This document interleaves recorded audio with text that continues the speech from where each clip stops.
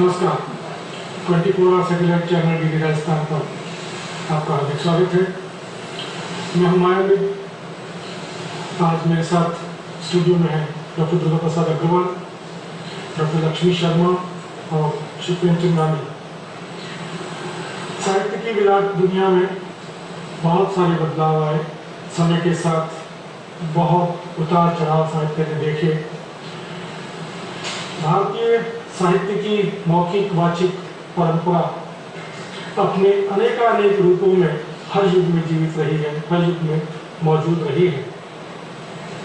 नए दौर में जब हमारा समय, जिसको हम इलेक्ट्रॉनिक मीडिया का समय कहते हैं, संचार क्रांति का समय कहते हैं, ऐसे समय में सोशल मीडिया नाम से एक नया माध्यम, एक नया मंच, एक नया प्लेटफॉर्म साहित्य को मिला है।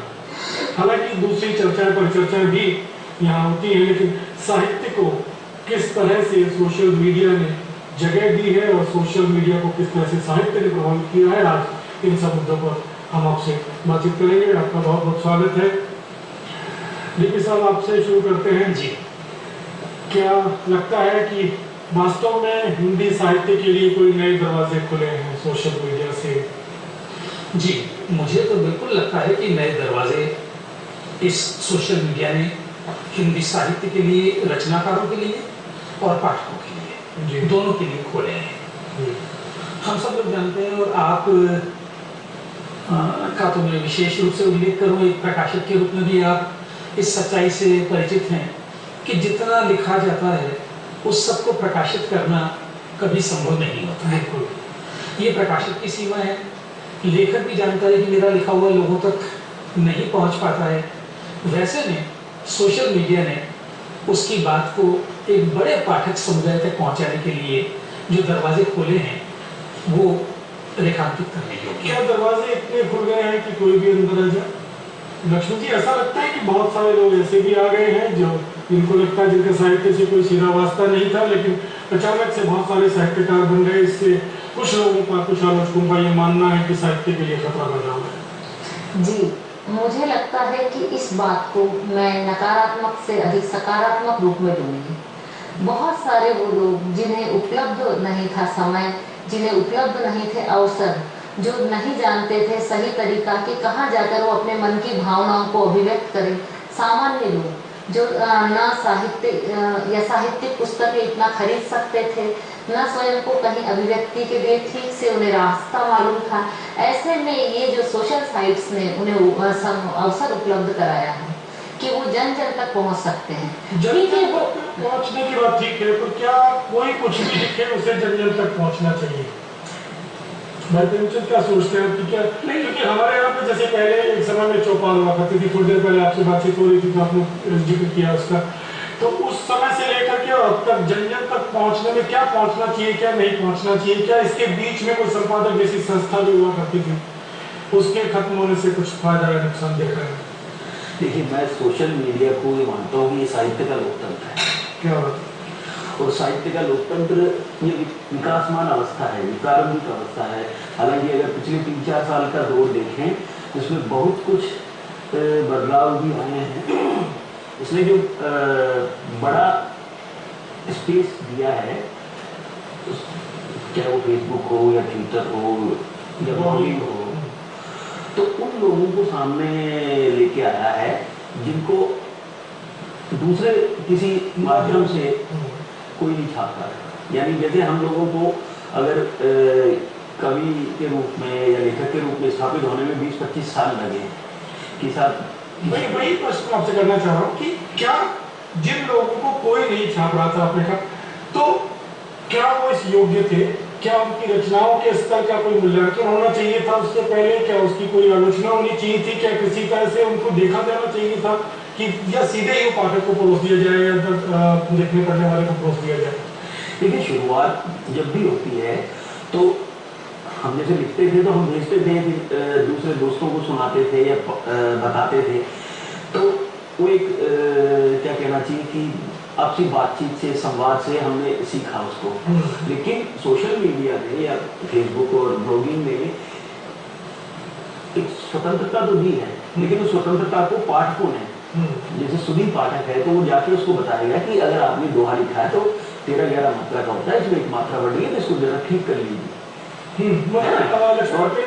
कि जो पाठक है वही यहाँ पर उसको नियंत्रित कर लेता है, जो संपादन का जो काम है वो पाठक के हाथ में आ गया है। देखिए कहीं ना कहीं ये नियंत्रण तो आरंभ में भी रहा है। अगर हम पुस्तक साहित्य की बात करें तो वहाँ भी रहेगा, वहाँ पर भी है जो हमें पढ़ना है वो हम पढ़ेंगे।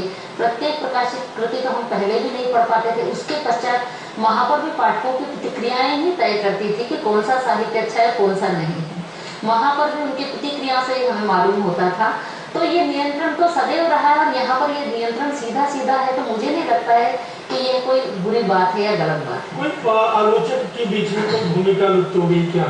नहीं, आलोचक अगर यहाँ भी आता है तो उसे कौन रोकता है? अगर आलोचक आ भी रहा है वो अपनी भूमिका यहाँ भी निर्वाह कर रहा है और साथ ही पाठक भी सारे आलोचना का एक नया पहलू होना चाहिए। प्रेमचंद ने बहुत अच्छी बात कही थी कि ये साहित्य का नया लोकतंत्र है और यहाँ हम सब लोग समान रूप से जिम्मेदारी का निर्वहन कर रहे हैं। एक रचना किसी सोशल मीडिया पर आती है, एक पाठक के रूप में मैं उस पर अपनी प्रतिक्रिया देता हूँ, एक आलोचक के रूप में मैं अपनी प्रतिक्रिया देता हूँ और अंततः उसको स्वीकृति मिलती है या नहीं मिलती है। तो ये एक लंबी चलने वाली प्रक्रिया है।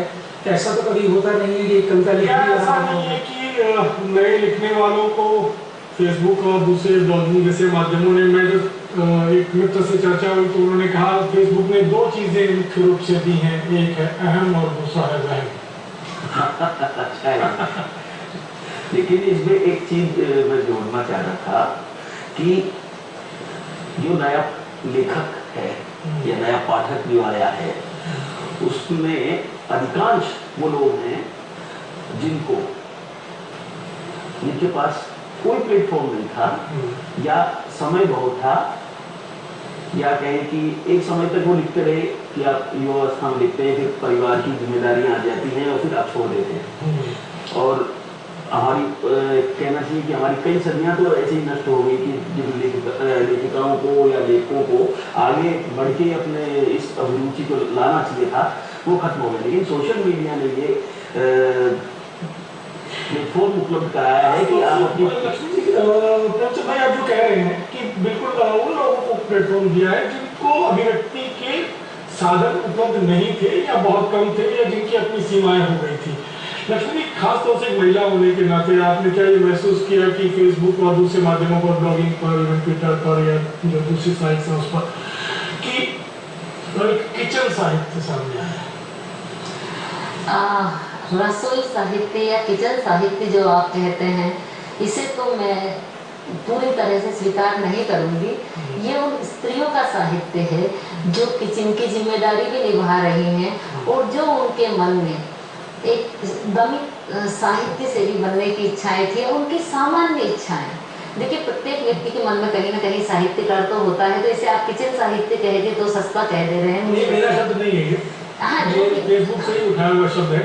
जी जी, किसी मित्र ने टिप्पणी में लिखा था कि ये किचन साहित्य है। हालांकि मैं तो खुद इस पक्ष में हूँ कि अगर आपको ध्यान हो फेसबुक पर एक बहुत अच्छी चर्चाएं चली थी। एक बार एक बड़े साहित्यकार ने ये कहा था कि अब तो छौंक लगाने वाली स्त्रियां कविताएं लिखने लगी हैं तो कविता का क्या होगा। तो फिर हमारे बहुत सारे मित्रों ने प्रतिक्रिया में बाकायदा छौंक लगाती स्त्रियां करके कविताएं लिखी। नहीं तो अगर मैं कोई काम कर रही हूँ, एक गृहिणी के रूप में छौंक भी लगा रही हूँ और मेरे मन में एक सक्रिय रचनाशीलता है, संवेदनशीलता, वो अगर वहाँ उजागर होती है, वो बाहर आती है और उसके लिए एक सही मंच मिल रहा है जिसके लिए कि उस गृहिणी को कहीं जाना भी नहीं है। इस बात को रोके रखा इस तरह की जी नहीं भाई, आपकी इस बात पर पहले तो मुझे यह याद आ रहा है कि नई कहानी वाले जमाने में जब ये हमारे 3-4 कहानीकार राजेंद्र यादव, मोहन राकेश, कमलेश्वर, इन लोगों ने आपस में अपने निजी जीवन के बारे में भी बहुत लिखा था, तो राजेंद्र यादव ने थोड़ी मजाक करते हुए मन्नू भंडारी की कहानी लेखन प्रक्रिया का जिक्र करते हुए कहा था कि वो तो रसोई में बैठकर रोटी बनाते हुए कहानी लिख सकती है। तो शायद किचन साहित्य जैसी कुछ परिकल्पना तब भी रही होगी। आज हम केवल किसी स्त्री वो किचन में काम कर रही है और वो कविता लिख रही है तो हमें क्यों तकलीफ है? जितनी खूबसूरती से रोटी की गोलाई आती कहानी के बराबर शायद उतनी तो क्या हर्ज है? और अगर एक अध्यापन करते हुए ये कर्म कर सकता है तो एक स्त्री भी अपने दायित्व निभाते हुए कविता लिखी या कहानी नहीं, लिखी? ऐसा ऐसा प्रेमचंद भाई एक जो लगातार आरोप लगता रहा है सोशल मीडिया पर, जो लोग लिखने वाली स्त्रियां हैं खासतौर से, उनके बारे में कहा जाता है कि उनके दायरे बड़े सीमित हैं, या तो प्रेम पर लिखेंगी, अपने घर पर लिखेंगी, खाली 2 4 5 विषयों में ही घूमती रहती हैं, इससे आगे बढ़ नहीं पाती हैं। तो क्या हालांकि हम लोग शायद इसको ज़्यादा बेहतर समझ सकते हैं कि क्यों ऐसा है। नहीं, देखिए, मैं तो ये मान के चलता हूँ कि जीवन में जो कुछ भी है वो साहित्य का हिस्सा होना चाहिए। तो रसोई भी हमारे जीवन का सबसे महत्वपूर्ण हिस्सा है, क्या वो साहित्य में शामिल नहीं होता? और मैं याद दिलाना चाह रहा था कि कमला दास जैसी बड़ी लेखिका का अधिकांश साहित्य अगर आप देखेंगे तो वो उन्होंने रसोई में बैठ के या उनकी जो अब ये हो गया है कि वहाँ वो रसोई में अपनी कॉपी या कागज रखती थी, और अब ये है कि वो अपना लैपटॉप अपने किचन में रखती हैं और उसी पर लिखती रहती हैं। और जो कुछ देखिए, हम जानते हैं कि एक विचार जो अभी आया है, एक कवि होने के नाते जानता हूँ कि वो दोबारा नहीं आ सकता। अगर मैं ये इसको स्थगित कर दूंगा कि ये बात जो आया है इसको मैं अगर 15 मिनट बाद या शाम को लिख लूंगा, वो नहीं आता, फिर वो ऐसी हमसे कितनी कविताएं नष्ट हो जाती है। अच्छा भाई, अभी आप जो बात कह रहे थे ना, मुझे लगता है शायद सबकी शुरुआत, सबके लेखन की शुरुआत अपने निजी जीवन और अपने निजी अनुभवों से होती है। अगर वे स्त्रियां जो फेसबुक पर कविताएं लिखना शुरू कर रही हैं, अपने निजी जीवन की बात कर रही हैं, तो हमें ये भी उम्मीद करनी चाहिए कि उसके बाद उनके अनुभव क्षेत्र की और चीजें की रचना होती है कि वो कविता ही नहीं है। बहुत सारे लोगों को तो कहना कविता ही नहीं है, वो जो कह रही है वो जस्ट उनका प्रलाप है। नहीं, हो सकता है उसमें कच्चापन हो, लेकिन आप ये तो स्वीकारें कि वो आरंभ है। और कोई भी कवि आरंभ करता है तो कच्चेपन से कर सकता है, लेकिन उसकी अभिव्यक्ति निखरने की संभावना को तो हम मना नहीं कर सकते हैं। तो ये जो चीज है कि अगर कोई चीज का आरंभ हो रहा है, सकारात्मक हो रहा है, तो हमें उसका स्वागत करना चाहिए, मुझे ऐसा लगता है। किस तरह का साहित्य ज्यादा है फेसबुक पर? मैंने एक तो मैं जितना फेसबुक से जुड़ा हूँ या देखता रहता हूँ, या दूसरे माध्यमों, ब्लॉगिंग में दूसरे माध्यमों में देखता हूँ, बहुत अधिक प्रेम साहित्य लिखा गया, प्रेम पर बहुत ध्यान है। कोई खास वजह नहीं, स्त्री मुक्ति का भी वहाँ पर बहुत सारा साहित्य लिखा जा रहा है। उसके अलावा आप देखेंगे कि क्षेत्रीय से संबंधित साहित्य में देखती हूँ। हमारे राजस्थान की बात करें तो राजस्थानी को बढ़ावा देने वाला राजस्थानी काव्य भी बहुत सारा मैं देखती हूँ कि वहाँ आ रहा है। सिर्फ प्रेम की ही कविताएं वहाँ आ रही है, ये कहना खासतौर से स्त्रियों की तरफ से, स्त्रियों की तरफ से, पुरुषों की तरफ से भी आती है। लेकिन अभी हम उस विवाद को ना करके हम ये कहें कि बहुत सारे विषयों पर लिखा जा रहा है तो ज्यादा ठीक होगा। देखिए, मैं इसको उस चर्चा को दूसरे तरफ भी ले जाना चाहता हूँ कि अगर हम सोशल मीडिया में साहित्य की बात कर रहे हैं तो सिर्फ जो नए लेखकार हैं उनकी बात नहीं की जाए। जैसे मैं और आप जैसे जो लोग मौजूद हैं फेसबुक पर, वो अपनी कविताएं शायद कम और दूसरों की कविताएं ज़्यादा शेयर करते हैं। उसका एक बड़ा असर ये पड़ा है कि लोगों को पता चल गया कि चंद्रकांत देवताली की कविता है तो कविता ऐसी होती है। तो वो जो सीखने की बात प्रक्रिया है ना, वो यहाँ बहुत सक्रिय रूप में दिखाई देती है। और किताबों की लोकप्रियता बढ़ाने में अच्छी किताबें कौन सी है, इसके लिए भी हम लेखकों ने, अगर अग्रवाल सर ने कोई किताब नहीं पढ़ी है, मुझे अच्छी लगी और मैंने फेसबुक पर लिखा, तो उस किताब का सोशल मीडिया में जो प्रचार प्रसार हुआ है उससे उस लेखक की संवेदनाओं का एक बड़ा प्रेमचंद की बात को थोड़ा सा और आगे बढ़ाऊंगा जी। अभी तक हम लोगों की जो चर्चा है वो फेसबुक पर लिखी जा रही कविताओं तक थोड़ी सी केंद्रित रही है। मुझे दो बातें लगती है। एक तो यह है कि फेसबुक पर साहित्य की बहुत सारी विधाओं में से कविता अधिक लोकप्रिय लिखा है, और शायद उसके पीछे अपने कारण भी हैं कि कहानी को, इतनी लंबी कहानी को टाइप करके पोस्ट करना शायद लोगों को मुश्किल लगता होगा। लेकिन प्रेमचंद की जिस बात को मैं आगे बढ़ाना चाह रहा हूँ वह ये है कि बहुत सारे मित्र वैचारिक पक्ष को भी फेसबुक पर बिल्कुल समृद्ध कर रहे हैं। हमारे प्रांत के अग्रणी कवि विजेंद्र जी कविता के बारे में जिस तरह की सैद्धांतिक बातें वहाँ कर रहे हैं, शायद किसी विश्वविद्यालय में भी वो चीजें नहीं पढ़ाई जा सकती जिन चीजों को वे वहाँ ला रहे हैं, और वो अंततः हमारे कवियों को और हमारे साहित्य रचना में आने वाले मित्रों को वैचारिक रूप से समृद्ध करने का काम कर रही है। बिल्कुल, बहुत अच्छी आलोचना भी देखने में आई है। बातचीत होती है, किसी अपना पढ़ा हुआ साझा या किसी पढ़ी हुई पुस्तक पर बहुत अच्छी चर्चा होती है, लेकिन एक फटाफट माध्यम होने के कारण उसका नुकसान ये होता है कि कई बार प्रतिक्रिया बड़ी तीव्र होती है। जी लक्ष्मी जी क्या लगता है ऐसा मैं मानती हूँ, मैं स्वीकार करती हूँ कि प्रतिक्रियाएं बहुत तीव्र होती है और कई बार वो कुछ उनमें चिंतना की कमी भी हो सकती है, ये भी मैं स्वीकार करती हूँ, क्योंकि वहाँ पर जितनी त्वरा से पढ़ा जाता है उतनी ही त्वरा से प्रतिक्रिया भी दी जाती है। ये मैं बिल्कुल आपकी बात स्वीकार करती हूँ। लेकिन बहुत सारे हम सिर्फ एक फेसबुक की ये सोशल साइट नहीं है, बहुत सारे ब्लॉग्स भी चल रहे हैं, बहुत सारी ई मैगजीन्स भी चल रही है, समालोचन है, कृत्या है, बहुत सारी चल रही है। तो वहाँ पर बहुत ये अच्छा आपने बहुत अच्छा व्हाट्सएप पर भी इस प्रकार के ग्रुप्स चल रहे हैं। तो नई पत्रिकाओं के बारे में आप चूंकि बहुत अच्छे से जुड़े हुए हैं, आप बता सकते हैं किस तरह की पत्रिकाएं ज़्यादा हैं और किस तरह से आगे बढ़ा रही हैं साहित्य को, जो कि चूंकि पत्रिकाओं की अपनी सीमाएं हैं, लघु पत्रिकाएं जो छप रही हैं उनके प्रसार संख्या भी सीमित है और सब तक पहुंचने में भी बहुत मुश्किल है, लेकिन ई पत्रिका तक ज़्यादा लोगों की पहुँच है। ई पत्रिका ने जो सबसे बड़ा काम किया है वो ये कि जो लोग फेसबुक पर या उस पर थे उन लोगों को पता चला कि इंटरनेट पर ही प्रकाशन की भी सुविधा है। तो उसने बहुत सारे कवियों को मतलब पहली बार प्रकाशन का अवसर किसी पत्रिका में मिला। मैं राजस्थान के देश दुनिया कई ऐसे कवियों को जानता हूँ जिनको मैंने किसी पत्रिका में कभी नहीं पढ़ा, लेकिन वे बहुत अच्छे कविताएं लिखते हैं और वो इंटरनेट पर ब्लॉग्स में और ई मैगजीन्स में हैं। और ई मैगजीन्स में भी एक बड़ा बदलाव यह है कि जो प्रिंट में अगर कोई पत्रिका उपलब्ध है तो उसका जो स्टैंडर्ड होना चाहिए, कई पत्रिकाओं ने उसी स्तर को अपने रूप में बना के रखा है और जिसका बड़ा कहना चाहिए असर पड़ा है। कुछ ब्लॉग हैं बड़े अच्छे, जैसे जानकी पुल और कांकड़ और इस तरह के जो ब्लॉग हैं उन्होंने तोड़ तश्तरी करके एक बहुत शानदार लिखने वाले लोग हैं जो पूरा वैज्ञानिक साल के उस पर वो बाकायदा देते हैं, तो बड़ा खूबसूरत काम हुआ है। उसमें संपादन जैसा भी मामला बिल्कुल मौजूद है। और मैं तो कुछ मित्रों को जानता हूँ जो ये करते हैं, तो वो हमें बताते हैं कि साहब आपने अगर आज कविताएं भेजी है तो उसको पढ़ने के बाद वो खुद उसकी एडिटिंग करते हैं, उसमें से छांटते हैं, फिर उसके अनुकूल चित्र चाहिए, टिप्पणियां करते हैं, उस पर चित्र लगाते हैं, बाकायदा उसका एक परिचय अच्छी ढंग से दिया जाता है कि इस कविता का, इन कविताओं का क्या महत्व है। तो वो जो संपादन का कौशल है वो वहाँ आपको दिखाई देता है। लेकिन मैं एक चीज़ इसमें और जोड़ना चाह रहा था कि सोशल मीडिया में सिर्फ कविता ही नहीं है, वो कहानी भी है।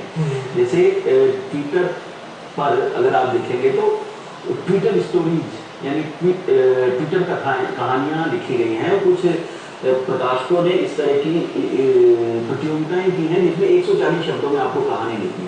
अब 140 शब्दों में लिखना कहानी अपने आप में बड़ी चुनौती है, लेकिन उस चुनौती को स्वीकारना और उसको लिखना ये भी महत्वपूर्ण है। और बल्कि विदेशों में अगर देखें तो अंग्रेजी में तो कुछ लेखकों ने बाकायदा ट्विटर स्टोरीज की उनकी किताब है, ये 100 ट्विटर स्टोरीज, ये वो एक पेज में एक ही कथा होती है। हिंदी में भी बहुत सारी जैसे छोटी छोटी जो सूक्तियाँ लिख रहे हैं या दोहे जो उस पर आ रहे हैं, उसमें बहुत सारी किताबें आई हैं। ये दो किताबें आपके सामने ही पढ़ी हैं अभी, जैसे कि फेसबुक की कविताओं की स्त्रियों का सवाल करती है और ये फेसबुक के अब्बा जान जिसमें तंजो मज़ाक की शायरी है, बड़े हास्य वाली जो थी उर्दू लहजे में जो किताब। तो ये प्रयोग कितने आपको लगता है आगे बढ़ सकते हैं अग्रवाल साहब? देखिए, किसी भी प्रयोग को उसके शुरुआती रूप से नहीं आकर जाना चाहिए। देखा ही जाना चाहिए कि प्रयोग आगे कितना चल पाता है। बिल्कुल नया करने की चाह सब में होती है, कि यहाँ भी बहुत सारे लोगों ने चाहा है, उन लोगों ने अपनी अपनी तरह से प्रयोग किए, लेकिन कुछ प्रयोग चलते हैं, कुछ नहीं चलते हैं। तो इसमें न तो कोई बहुत उल्लसित होने वाली बात मुझे लगती है, न बहुत निराश होने वाली बात लगती है। लेकिन अंततः सोशल मीडिया और मुद्रित इन दोनों के बीच में कोई विरोध नहीं है, दोनों में आवाजाही है। अगर सोशल मीडिया पर कुछ आ रहा है तो अंततः वो पुस्तक के रूप में आ रहा है, और अगर पुस्तक के रूप में कुछ अच्छा है तो उसकी चर्चा सोशल मीडिया पर भी होती है। तो इस तरह से दोनों के बीच में दरवाजे और पुल बन रहे हैं और दोनों के बीच में मानना है कि सिर्फ आने वाले समय में सारा सिर्फ ई साहित्य ही बाकी रहेगा, लोग सिर्फ अपने मोबाइल पे ही पढ़ेंगे या टैब पे ही पढ़ेंगे, किताबें नहीं पढ़ेंगे? नहीं महाराज जी, मुझे इस बात पर बड़ा आश्चर्य होता है। आज मैं स्वीकार करूं कि मुझे आईपैड पर पढ़ना या कंप्यूटर स्क्रीन पर पढ़ना मुझे बहुत मुश्किल लगता है। लेकिन जब मैं नई पीढ़ी के लोगों से बात करता हूं, बच्चों से बात करता हूं, तो मुझे लगता है कि किंडल पर बड़ी आसानी से किताब पढ़ लेते हैं, कोई दिक्कत नहीं है, और इस भौतिक पुस्तक को हम लोग क्यों पढ़ें, उनको उसमें सहज नहीं लगता है। तो शायद ये संस्कारों के और आदत और अभ्यास के बदलने की बात है कि नए लोगों को वहाँ पढ़ना, तो अगर मोबाइल पर किसी को पढ़ने में सहजता लगती है तो उसमें कोई दुखी होने की बात नहीं है। हमारे जैसे लोगों के लिए तो कागज की गंध चाहिए। जी जी, जब तक कागज की वो शायद गंध हमारे नहीं आती, संस्कार तब में मजा नहीं आता पढ़ने में। नहीं, लेकिन देखिए वो किंडल वाला जो किंडल बुक है वो अपने आप में कि आप एक छोटी सी मतलब स्लेट टाइप की किताब है, और उसके अंदर आप अगर पूरा पुस्तकालय रख सकते हैं, आप उसमें हजारों किताबें रख सकते हैं। कितनी बड़ी सुविधा की बात। कितनी बड़ी सुविधा है कि मुझे अगर मैं यात्रा पे जा रहा हूँ तो मुझे 800 पेज का उपन्यास रखने की बजाय मैं जरा स्लेट जैसा एक वो रखता हूँ और उससे मैं हजारों साहित्य का इस तरह से दस्तावेजीकरण हो रहा है लक्ष्मी जी, आपको लगता है कि ये बड़ा बड़ा काम है? जैसे कुछ साहित्य बनाई है, जिस कविता कोश बहुत अच्छा प्रयास है, ऐसे ही गद्य कोश है, बहुत अच्छा प्रयास है, जिसमें हजारों की संख्या में रचनाकारों को उन्होंने शामिल किया है। बड़ा प्रयास है, ये बड़ा काम है जी, ये बहुत अच्छा और स्वागत योग्य कदम है। और मुझे लगता है कि जो दिनों दिन तकनीक से एक होते हुए विश्व में अगर कोई चीज़ हमारी धरोहर के रूप में संजो के रख सकती है हमारे साहित्य को, तो ये दस्तावेजीकरण बहुत ही उचित कदम है और इसको होना चाहिए। हमारी जो नई पीढ़ी है जो कि मुद्रण साहित्य से धीरे धीरे उनकी अपनी सीमाएं हैं, उसके कारण थोड़ा दूर होती जा रही है। तो इस रूप में वो साहित्य को पढ़ेंगे क्योंकि उनके पास उपलब्ध है, वो एक क्लिक में उस सारे साहित्य को खोल के देखेंगे। लेकिन सर पुराना जो साहित्य जो हमारा क्लासिक्स जिसको कहते हैं, इंडियन क्लासिक्स जो हमारे, उसको इस पे लाया जाना चाहिए। इसके लिए क्या कुछ काम हो रहा है? नहीं, बहुत सारे स्तरों पर काम हो रहा है। हमारा जो महात्मा गांधी अंतर्राष्ट्रीय हिंदी विश्वविद्यालय वर्धा में है जी, उन्होंने इस तरह का बहुत काम किया है। हिंदी के बहुत सारे क्लासिक्स को अपनी हिंदी समय की वेबसाइट पर वो लोग ले आए हैं। आपने जिस कविता कोश की बात की उसमें हो रहा है। भारत सरकार के बहुत सारे उपक्रम हैं जो इस तरह का काम कर रहे हैं। और मुझे लगता है जो लोग भी हमारी अपनी भाषा से जुड़े हुए हैं, जिन लोगों में ये सामर्थ्य है, उन्हें ये काम और अधिक करना चाहिए। साहित्य के ये सब चीजें होने से या इस तरह के माध्यमों में बहुत सारा कॉपीराइट का उल्लंघन भी हो रहा है। कॉपीराइट का उल्लंघन तो हो रहा है, ये बात तो सही है, लेकिन आप देखिए कि कॉपीराइट भी अंततः करता क्या है, किसी किताब की स्वायत्तता को, उसकी स्वायत्तता को बनाए रखने के लिए है। तो आर्थिक नुकसान हो रहा है। आर्थिक नुकसान से ज्यादा आप देखिए कि आपकी ही रचना आने वाली पीढ़ियों के लिए मतलब सहस्रों वर्षों के लिए सुरक्षित है, ये कम बड़ी बात नहीं है। और आप देखिए आज अगर कोई आदमी किसी भूली मिसरी कविता को भी याद करना चाहता है तो सीधा गूगल पे जाके टाइप करेगा और उसे पता चल जाएगा कि कविता कोश में है या ये महात्मा गांधी वाली हिंदी समय की वेबसाइट पर है, कहाँ कोई कविता मिली। वैसे माया जी आप जो बात कर रहे हैं ना, वो जब क्लासिक्स की बात कर रहे हैं तो वहाँ कॉपीराइट क्लासिक्स में तो सही कॉपीराइट नहीं है। यहाँ जो दूसरे कई ऐसा कविता साहित्य की चोरी का बड़ा मामला है। साहित्य चोरी की कविता है मेरे नाम से, मेरी कविता दूसरे नाम से समस्या रही नहीं, मुद्दे में कम होता था, इसमें थोड़ा ज्यादा हो गया है क्योंकि इसमें आसान है चोरी करना, कॉपी पेस्ट करना होता है। चोरी करने से कभी तो नहीं कहना है वो। मुझे ये लगता है कि आप मेरी कविता अगर फेसबुक से कहीं से चुरा के डाल देंगे तो उससे कभी नहीं होंगे। कोई भी नई तकनीक जब आती है उसकी छोटी मोटी आशंकाएं उसके साथ जुड़ी रहती हैं, लेकिन ये तय है कि सोशल मीडिया ने साहित्य के लिए नए रास्ते खोले हैं, नई संभावनाएं खोली हैं, नए दरवाजे खुले हैं। खासतौर से सही मायने में जो शब्द प्रेमचंद जी ने इस्तेमाल किया था, साहित्य का लोकतांत्रिकरण है ये, और हम उम्मीद करते हैं कि ये लोकतंत्र बहुत स्वस्थ होगा और इसमें सब लोगों की भागीदारी बनी रहेगी। इसी तरह से ये साहित्य एक अच्छा दस्तावेजीकरण भी इसका साथ होता चलेगा और नए लोग इससे जुड़ते जाएंगे, प्रेरित होंगे। इस उम्मीद के साथ, इस कामना के साथ डॉक्टर प्रसाद अग्रवाल जी, लक्ष्मी शर्मा जी और प्रेमचंद गांधी आप स्टूडियो में आए, हमारे दर्शकों के लिए एक अच्छी बातचीत की। आपका बहुत बहुत धन्यवाद। नमस्कार।